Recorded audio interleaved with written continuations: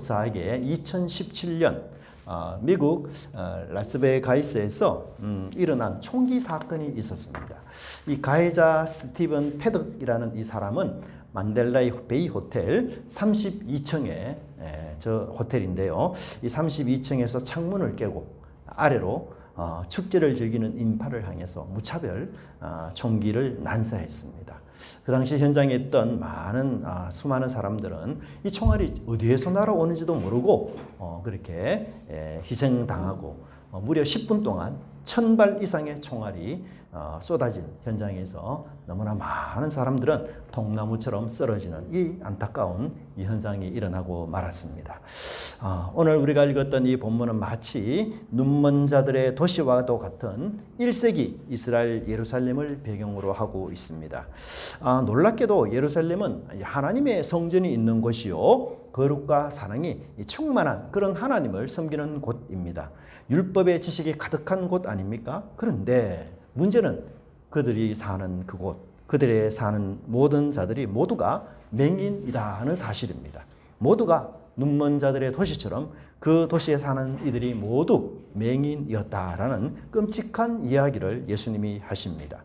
왜? 참빛인 예수님을 전혀 알아보지 못했던 영적인 맹인이요 소경이었다는 사실입니다. 더 큰 문제는 그들이 맹인인 줄도 알지 못한 채 살아가고 있다는 사실이에요. 그래서 예수님은 너무너무 답답한 마음으로 이렇게 말씀하고 있습니다. 예수께서 이르시되 너희가 맹인이 되었더라면 죄가 없었으려니와 본다고 하니 너희 죄가 그대로 있느니라. 오늘 본문에는 이 육체적인 맹인 한 사람이 등장하는데요. 그 사람은 이름도 없습니다. 더욱 비참한 것은 그가 날 때부터 맹인이라는 사실입니다. 그는 평생 캄캄한 암흑 속에서 살아가는 비운에 처한 운명의 사람이었습니다. 그 사람이 어떤 직업을 가졌겠어요? 구걸하는 직업이었어요. 9장 8절에 보면 그가 걸인이었다라고 말하고 있습니다. 아마 자신이 살고 있는 이 동네에 이 맹인보다도 더 불행한 사람, 더 안타까운 사람은 없을 것입니다. 그런데도 놀랍게 이 맹인은 진짜 빛을 발견하고 눈을 떴습니다. 누구를 만났기 때문입니까? 바로 예수님을 만났기 때문입니다. 그래서 그의 인생에 위대한 역전 드라마가 자신의 인생에 전혀 예측하지 못했던 하나님의 은혜의 손길로 인해서 놀랍게 변화된 인생을 그가 살게 되었던 것입니다. 여러분, 제가 설교를 준비하다가 재미있는 사실 하나를 발견했는데 이 소경이라는 말이 원래는 고려와 조선 시대의 관직명이었다고 합니다. 정사품. 저도 깜짝 놀랐는데 당시 이제 이 시각 장애인들이 이 점이나 혹은 복 이런 부분에 대해서 점을 치고 그런 사람들이었을 뿐만 아니라 심지어 이 이제 시각 장애인들이 이제 이 귀는 굉장히 또 예민하게 발달되어 있잖아요. 그러니까 음악 등을 담당하는 이런 사람들이 많았다고 합니다. 그래서 이 사람들에게 정사품이라는 관직을 주면서 소경이라는 관직명을 주었는데요. 이제 우리가 뭐 시간이 점점 이렇게 흐르면서 이 관직의 의미가 다 지금 사라져버리고 눈먼 사람을 아주 얕잡아서 보는 비속어, 비칭 이렇게 굳어진 것을 보게 됩니다. 요즘 우리 사회에서도 이 장애자들에 대한 시각, 인식이 참 많이 변했지만 그럼에도 장애자들은 정말 이중적인 고통에 시달릴 때가 참 많습니다. 이 신체가 온전하지 못해서 너무 불편한 것도 있지만 장애인들을 바라보는 사람들의 시선이 따스하지 않고 장애인들은 마치 인격까지도 결함이 있고 문제가 있는 것처럼 이렇게 바라보기도 하고 심지어 이 그리스도인들은 장애나 고난을 이 죄와 연결해서 이렇게 이해하고자 하는 말하고자 하는 이런 못된 버릇이 우리에게도 있습니다. 우리가 장애인들을 볼 때 이분이 내 가족이다 이렇게 생각하면서 바라보기보다는 저 사람은 무슨 죄를 저렇게 많이 지었길래 장애인이 되었는가 이렇게 생각할 때가 참 많다는 것입니다. 요즘 맹인을 우리는 시각장애자 이렇게 부르도록 하는데요. 그 말의 뜻이 뭔가 하면 다른 부분은 다 정상인데 시각만 장애를 갖고 있다. 그러니 편견으로 보지 말라 이런 뜻으로서 이 시각장애인 이렇게 부른다고 합니다. 이제 오늘 설교 중에는 제가 편의상 맹인이라는 단어를 사용하도록 하겠습니다.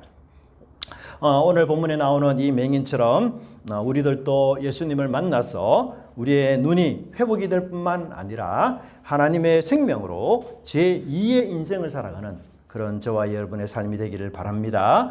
우리들도 이 빛이신 주님을 만나서 영적인 눈이 날마다 밝아져서 이 세상이 찌르는 절망, 소외, 무시, 멸시 앞에서 정말 우리가 주눅들지 않고 당당하고 자신감 있게 살아가는 그런 의의 군사들이 되시기를 간절히 바랍니다.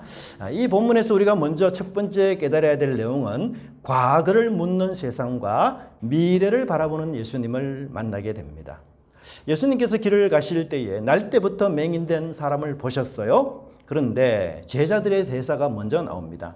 제자들은 이 사람의 형편을 보고서 궁금해서 신학적 질문을 던졌습니다. 이 사람이 맹인으로 난 것은 누구의 죄 때문입니까? 자기 죄 때문입니까? 아니면 부모의 죄 때문에 이렇게 맹인으로 태어났습니까? 여러분, 이 제자들의 질문에는 어떤 전제가 깔려 있습니까?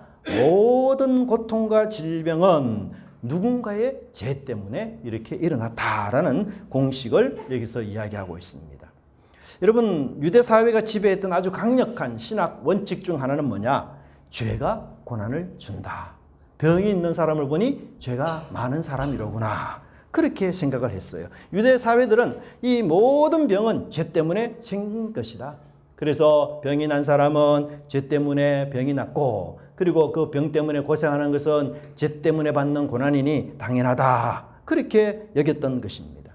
제자들도 이 맹인을 보면서 불쌍히 여기지도 동정하지도 위로하지도 않았어요.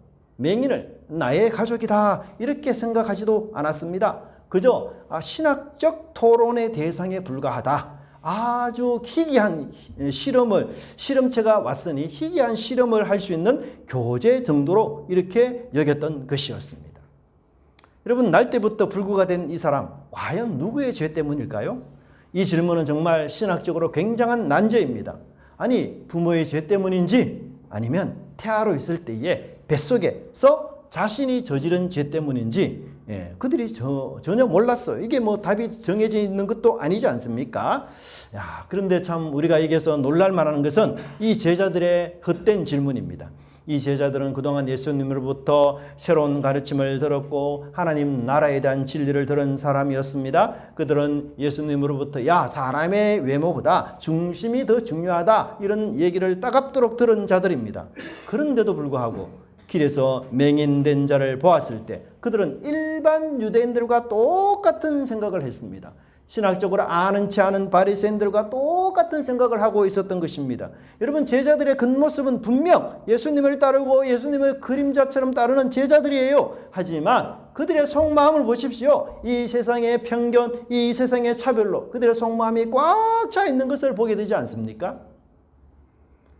어느 한 분이 카페에서 케이크를 먹다가 그 케이크 좀 남아서 싸서 집으로 가지고 왔어요.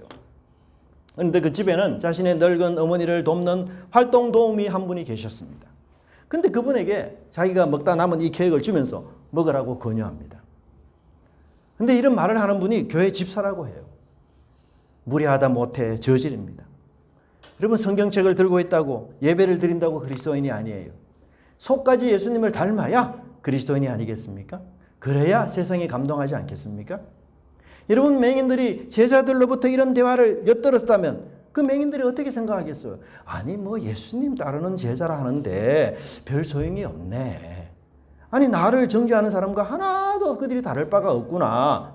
아니, 사람을 저렇게 외모로 보고 괴롭히는 사람하고 똑같네.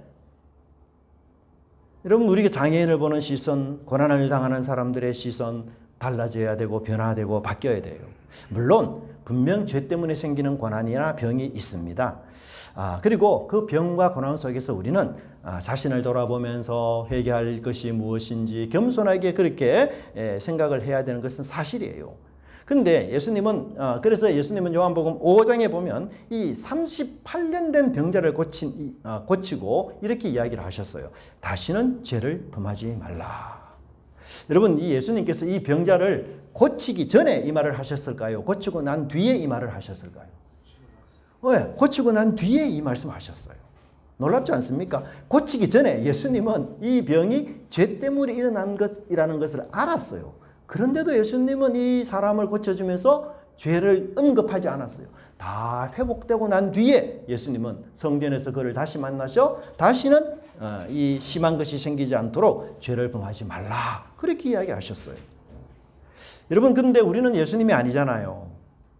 여러분은 사람의 병을 보면 죄가 보입니까? 제 눈에는 안 보여요. 저는 그것을 볼 수가 없습니다. 그런데도 우리는 자칫 병문안 가서 죄를 회개하라 말하기도 하고 숨은 죄가 있지 않느냐라고 이야기도 합니다. 환자를 내 식구 내 가족이라 이렇게 생각하면서 따뜻하게 위로하고 회복을 위해서 기도해 주면 좋은데 여러분 앞으로는 꼭 그렇게 하시기 바랍니다. 많은 사람들이 여러분 고난이나 재난을 당하면 이유를 꼭 따지려고 해요. 그 원인이 무엇인지를 꼭 알려고 합니다.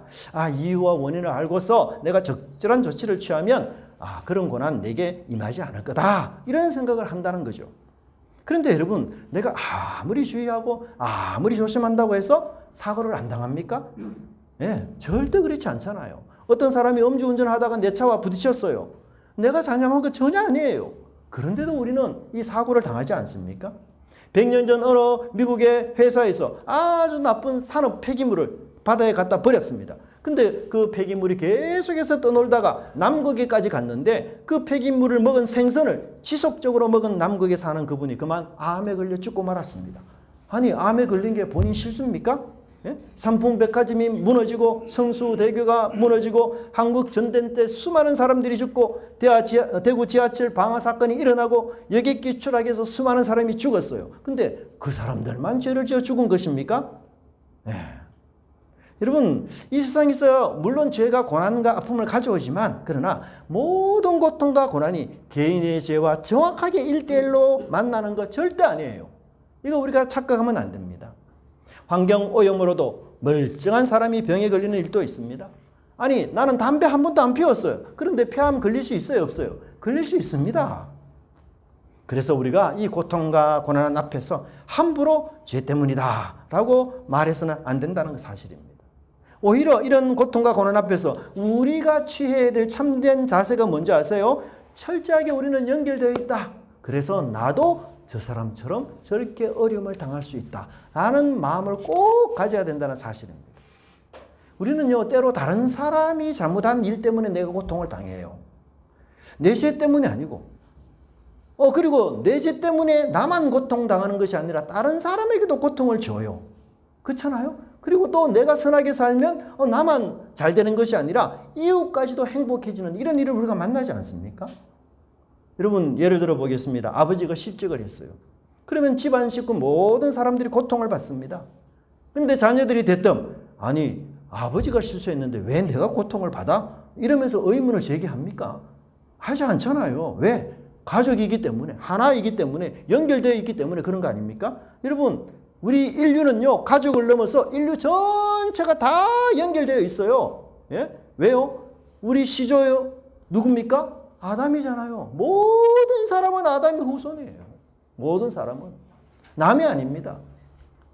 예를 들어 여기 큰 어항이 있다고 생각해 봅시다. 이게 지구라고 생각해 보세요. 이 어항에는 정말 너무 다양한 물고기들이 삽니다. 큰 물고기도 있고 작은 물고기도 있어요. 힘이 센 물고기도 있는가 하면 아주 약한 물고기도 있습니다.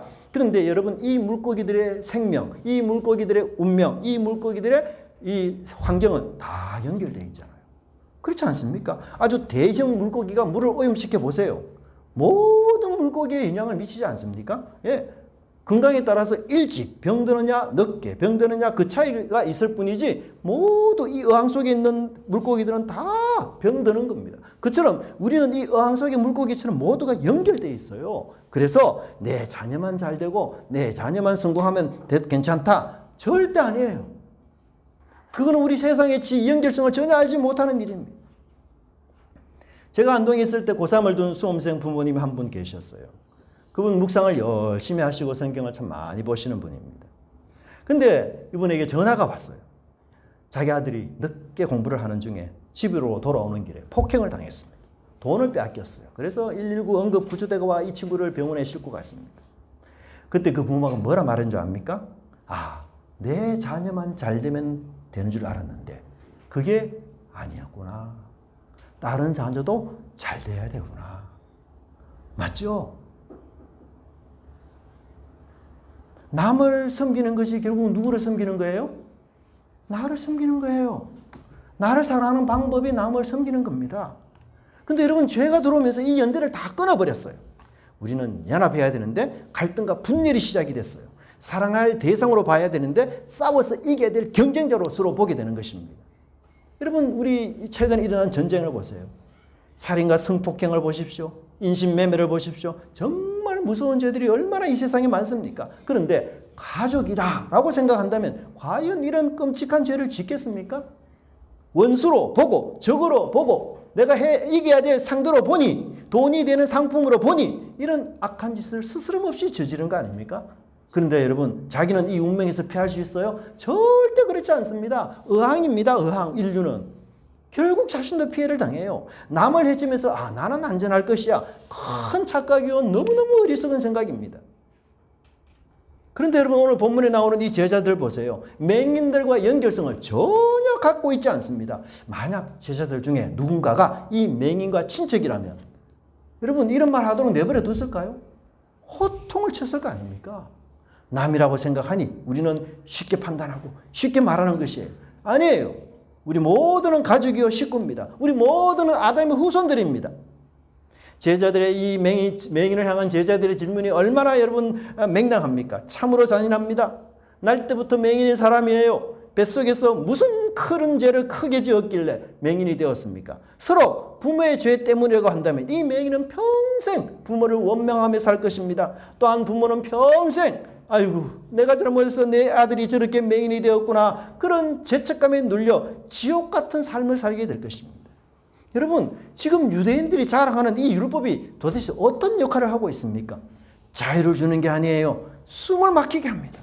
과거의 재난, 과거의 고난에서 해방시키는 것이 아니라 재난과 고난의 포로가 되게 만듭니다. 과거의 저 정죄에 파묻혀서 미래는 꿈도 꾸지 못하게 만듭니다. 그를 정죄하고 그를 억압합니다. 미래를 완전히 절망적인 사람으로 만들어버립니다. 맹인 너가 할 수 있는 건 아무것도 없어.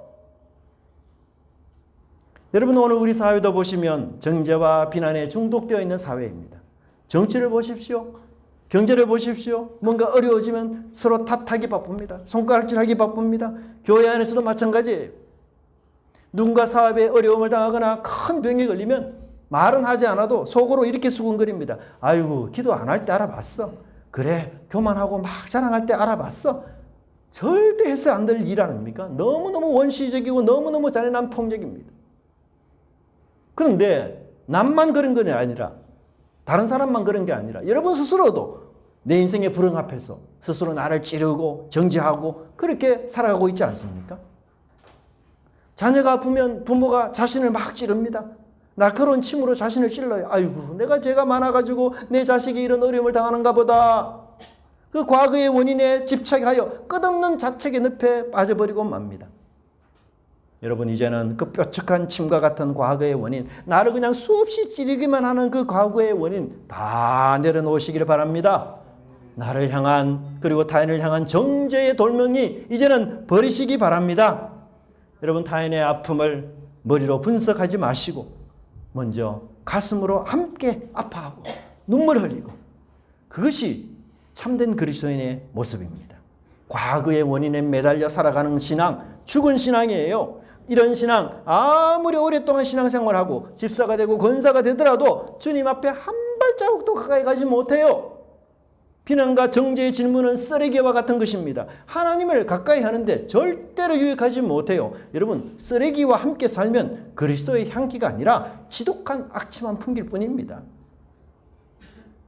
우리가 해야 될 일은 원인을 분석하고 판사가 되는 것이 아니라 함께 손잡아주고 함께 울어주는 성도가 되고 따스한 가족으로 돌보는 그런 은혜가 있기를 간절히 바랍니다. 예수님이 뭐라고 말씀하셨습니까? 예수님은 이 맹인에게 미래를 열어주었어요. 예수님은 제자들의 잔인한 질문에 이같이 대답하셨습니다. 이 사람이나 그 사람의 부모로 죄라 이런 것이 아니다. 자, 그 뒷부분 같이 한번 읽어봅시다. 시작. 하나님께서 하나님이 하시는 일을 나타내고자 하심이라. 예수님은 원인에 집중하지 않았어요. 목적에 집중하셨습니다. 과거의 원인을 말하지 않았습니다. 과거의 정죄의 사슬을 다 끊어버렸습니다.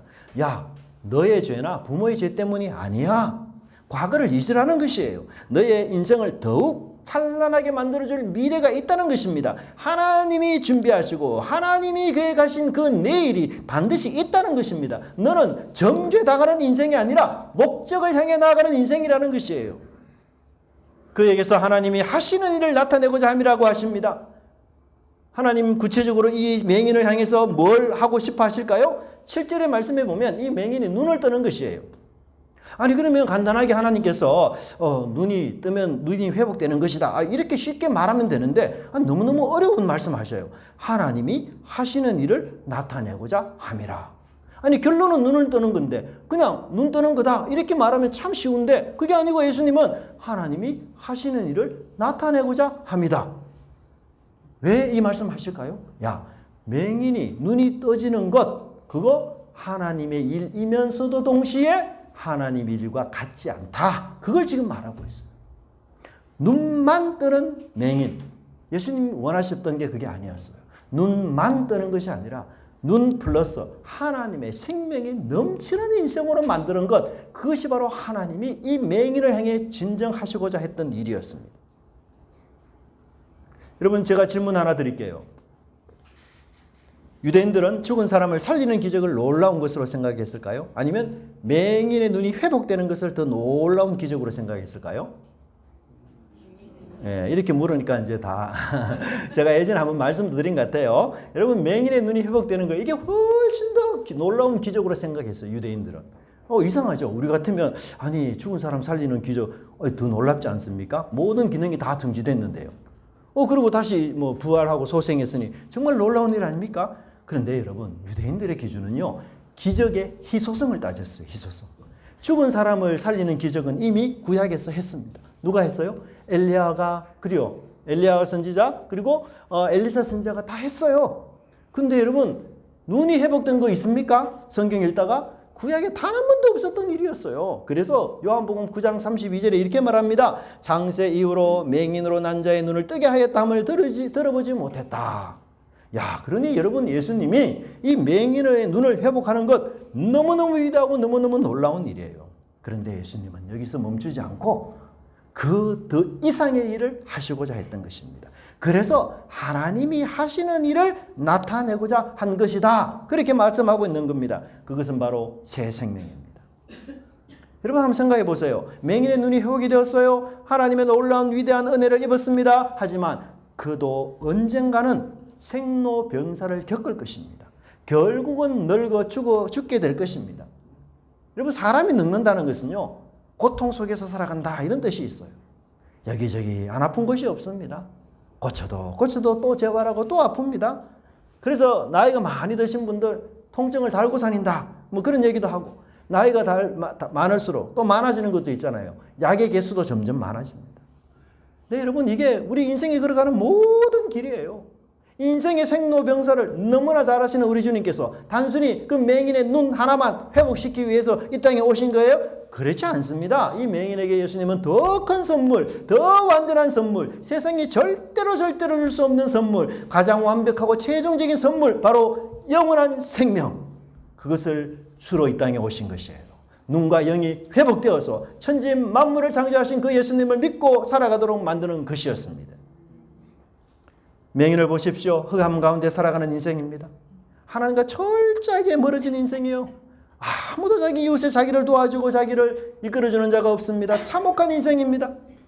여러분 이 하나님과 멀어진다라는 것은 다른 말로 한다면 빛이 한 줌도 들어오지 않는 아주 차가운 얼음 동굴에서 사는 것이나 마찬가지예요. 여러분 지구에서 태양빛이 가장 적게 들어가는 곳이 어디입니까? 북극과 남극이에요. 그죠? 예, 이 북극, 남극을 보시면 온도가 영하 68도. 상상이 안 가죠. 예. 그래서 제가 유튜브를 한번 찾아보니까 이분이 영하 71도가 되는 지역에 가서 잠시 산 적이 있는데 이 늑대가 이렇게 덫에 걸려가지고 하룻밤 지나니까 이렇게 그대로 얼음이 됐어요. 바깥에 있으면 무조건 얼음이 돼요. 하루를 얼음이 되어버립니다. 이분이 여러분 옷을 바깥으로 나가기 위해서 옷을 몇 겹이라 입었네요. 20겹 이상의 옷을 입고요. 옷 무게만 15kg 돼요. 근데 바깥에 나갔잖아요. 한 10분 만에 이렇게 됩니다. 이게 영하 71도의 삶이에요. 금속조차 다 망가지고 다 부서집니다. 금속의 분자들이요 서로 붙들고 있는 이 힘이 산산조각이 나버려요. 그래서 카메라 회로도 여러분 눌러지지 않습니다. 근데 여러분 보세요. 태양계에서 가장 멀리 떨어진 행성이 어디입니까? 명왕성이잖아요. 명왕성. 여러분 명왕성의 온도는 몇 도나 될까요? 수금지와 목토천해면 우리 옛날에 많이 외웠잖아요. 이 명왕성 온도 몇 도나 되는지 아십니까? 예, 절대 영도라고요. 절대 영도. 영하 273.15도. 상상이 안 가죠. 영하 273도입니다. 영하. 네? 절대 영도라고 해요. 절대 영도. 이곳은 연력학적으로 말하자면 모든 분자의 움직임이 완전히 멈추는 곳이라고 해요. 어떤 소리도 어떤 온기도 어떤 생명도 없는 영원한 침묵의 상태. 그런데 이것이 바로 빛이 한 점도 없이 살아가는 맹인의 상태였어요. 하나님을 멀리 떠난 죄인의 상태였습니다. 하지만 예수님은 저주받은 사람으로 일컫는 이 맹인에게 찾아오셨어요. 그리고는 그의 눈을 회복시켜 주셨습니다. 뿐만 아니라 하나님의 위대한 생명을 공급해 주셔서 그로 하여금 제2의 인생을 살도록 하나님이 만들어 주셨습니다. 그동안 맹인은 자신을 정죄하는 그 정죄의 소리, 죄 때문에 저런 저주가 왔다는 말을 수도 없이 그는 들었어요. 그는 차가운 저주의 나라에서 영하 60도와 70도가 되는 그곳에서 벌벌 떨면서 그렇게 살았습니다. 그의 마음은 차갑게 식었습니다. 그가 지금 그렇게 살았던 그가 지금 평생에 단 한 번도 들어본 적이 없는 말씀을 예수님으로부터 듣게 된 것이에요. 완전히 다른 소리였습니다. 세상의 소리, 이웃의 소리가 아니었어요. 부모의 소리도 아니었습니다. 그야말로 천국의 소리였어요. 그게 무엇입니까? 그에게서 하나님이 하시는 일을 나타내고자 하심이라. 그동안 맹인의 하나님은 어떤 분이셨습니까? 진노와 저주의 하나님이었어요. 태어나고 보니 맹인이었습니다. 어떻게 나만 이렇게 꼬인 인생을 살 수 있을까? 도대체 나를 어떻게 살라고 이렇게 중증장애인으로 하나님 태어나게 하셨습니까? 맹인은 평생 비난과 저주의 화살을 받으며 살았습니다. 다른 사람들은 신나게 하나님을 찬양해요. 몸이 정상이 아닌 사람은 얼마든지 하나님 찬양합니다. 하나님 좋은 분이라고 해요. 하나님 나의 기도에 응답하시는 분이라고 합니다. 바리새인들이 시장에 서서 하는 그 기도 소리를 들어보니 야, 그들에게는 정말 축복의 하나님입니다. 이것도 주시고 저것도 주시는 하나님이요, 따스하고 포근한 하나님입니다. 하지만 이 맹인의 하나님은 절대로 그런 하나님이 아니었어요. 비정하고 매정한 하나님이었고 고독과 얼음 감옥에 나를 가두어서 평생 조롱하고 놀림감이 되도록 만든 하나님이었습니다. 감사할 것이 하나도 없는 하나님이었어요. 피하고 싶고 만나기 싫은 하나님이었습니다. 그런데 오늘 이 아침 맹인에게 한 줄기 빛과 같은 생명의 말씀이 그에게 도착하였습니다. 그 말씀이 그 맹인을 따스하게 감싸는 말씀이었어요. 차가운 마음을 녹이는 말씀이었습니다. 더 이상 과거에 묶인 노예로 살지 말고 하나님과 함께 하나님이 준비하신 새로운 미래를 소망하라라고 주님 말씀하고 계십니다. 여러분 다시 한번 이 본문 읽어보십시다. 하나님이 시작. 하나님이 하시는 일을 나타내고자 하심이라. 우리 옆에 있는 분 보시면서 같이 한번 해봅시다. 시작. 하나님이 하시는 일을 나타내고자 하심이라. 여러분 이 맹인은 단 한 번도 내 인생이 하나님이 하시는 일에 거룩한 도구가 된다, 진짜 생각지 못했어요. 저주받은 맹인으로 태어났으니 그 가정에서 사회에서 투명인간 취급받으며 살다가 죽는 것, 이것이 내 운명이다 이렇게 생각했습니다. 하지만 예수님은 이 맹인을 맹인으로 보지 않았었어요. 저주의 인생으로 보지 않으셨습니다. 너의 인생도 하나님의 손에 올려지면 얼마든지 새롭게 될 수 있다라고 주님 말씀하고 계십니다. 그야말로 복음이었습니다. 자신의 인생을 완전히 뒤집는 위대한 선포였습니다. 맹인은 과거의 저주와 죄라는 그 죄사슬에 매여 희망도 모든 것도 다 포기한 채 세상과 자신과 부모를 원망하며 그렇게 살았던 사람이었어요. 하지만 이 예수님의 말씀 때문에 그는 완전히 뒤집어 버려졌습니다. 더 이상 과거에 매이지 않는 사람으로, 하나님이 주신 목적을 향해 걸어가는 사람으로 변화되고 바뀔 수 있다라고 주님 소망을 주셨습니다. 그는 그동안 차가운 절대 온도에 살았습니다. 죽은 사람이었고 움직임이 완전히 멈춘 사람이었습니다. 그렇게 살던 그 맹인, 죽지 못해서 살았던 그 맹인이 빛 대신 주님을 만나 이제 봄날처럼 꽃을 피우는 향기나는 인생이 되었던 것입니다. 여러분 5살짜리 꼬마아이가 있어요. 그런데 어느 날 친구와 함께 친구 집에 놀러 갔다 오겠다라고 부모에게 말했어요. 그런데 이 친구가 집에 들어오자마자 엉엉 웁니다. 아니 엄마가 깜짝 놀라면서 왜 우느냐. 근데 친구 엄마가 자기 보고 이렇게 말했다는 겁니다. 얘야 너는 다리 밑에서 주워온 아이란다. 이 말에 이 아이가 너무 세상 무너지는 충격을 다 받은 거예요. 아니 지금까지 나와 함께 살던 이 부모님 가짜네? 그렇게 믿게 된 것입니다. 엄마가 쩔쩔 매면서 아니야. 너는 내 뱃속에서 10달 있다가 낳은 내 아들이야. 그래서 태어날 때 사진을 보여줍니다. 그런데 이 아이는 막무가내예요. 자기 고향은 다리 밑이다. 그곳에 가겠다고 막 때를 씁니다. 아니 그것은 누가 있습니까? 아무도 없어요. 다리 밑에는 물만 흐를 뿐이에요. 그런데도 그것이 자기 고향이라고 막 우깁니다. 엄마가 안 돼서 이제 DNA 유전자 검사까지 결과까지 아이에게 보여줍니다. 근데 그 아이 또 부정합니다. 조작되고 조작된 것이죠. 거짓이죠. 저 어떤 증거도 소용이 없어요. 여러분 이 꼬마 아이를 보면 어떤 생각이 듭니까? 지혜롭습니까? 절대 아니에요. 너무너무 어리석습니다. 그런데 바로 우리가 이렇게도 어리석은 자예요. 남들이 하는 비난, 남들이 하는 정죄에는 아멘 아멘 응답하고 잘 수용합니다. 잊지도 않아요. 암기에 너무 잘 됩니다. 몇 년, 몇 월, 며칠, 몇 시에 너가 그 말을 했지. 그걸 다 알아요. 그래 맞아 아멘 내 팔자가 이렇지. 그래 맞아 아멘 나는 주온 인생이야. 나는 다리 밑에 인생이야.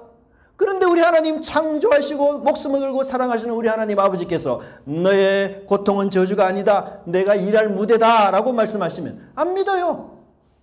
하나님의 하실 일을 나타내고자 합니다 라고 말하면 거짓이요 조작이고 희망고민이라고 이야기합니다.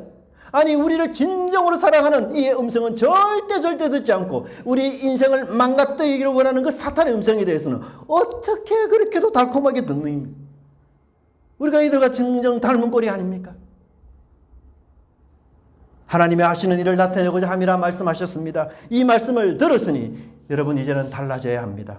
이 말씀을 들었으니 이제는 듣지 않는 때와 달라야 됩니다. 맹인처럼 순종하시기 바랍니다. 맹인처럼 신뢰함으로 달려가시기를 바랍니다.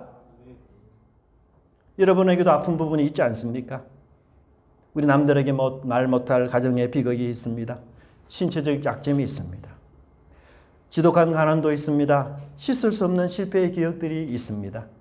그런데 그냥 그대로 두면서 우리는 운명에 빠지고 맙니다. 부모를 잘못 만나 그렇지. 내 팔자가 더러워서 그렇지. 여러분 사탄은 끊임없이 가짜 출생 신고서를 내밀며 우리 속에 속삭이고 있어요. 여러분 스스로를 찌르는 일을 그만두시기를 바랍니다. 그 아픈 부분 오늘 우리 주님께 다 내어주십시오. 내어놓으십시오. 하나님이 하시는 일을 나타내고자 하심이라.